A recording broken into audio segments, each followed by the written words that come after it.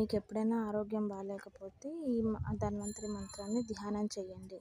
ముందుగా దీన్ని ధ్యానం చేసే ముందు చదువుకోవాలి. ఏంటంటే అది పవిత్రో వా సర్వావస్థాన్ గతో పివాయ స్మరేత్ పుండరీకాక్షం సబాహ్య అంతరశుచిః పుండరీకాక్షాయ నమః. ముందుగా గణపతిని ధ్యానం చేసుకుందాం. ఓం శ్రీ మహాగణాధిపతయే నమః.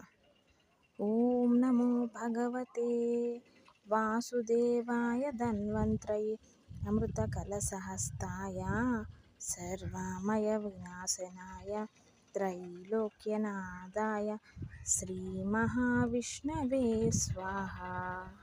ఇదే మంత్రం. ఇది అయిపోయాక యదక్షర పదభ్రష్టం మాత్రాహీనం చ యద్భవేత్ తత్సర్వం క్షమ్యతాం దేవ నారాయణ నమోస్తుతే అని చదువుకోవాలి. ఇవన్నీ చదువుకుంటే మనకి మంచి ఫలితం ఉంటుంది. Thank you. Please like and subscribe.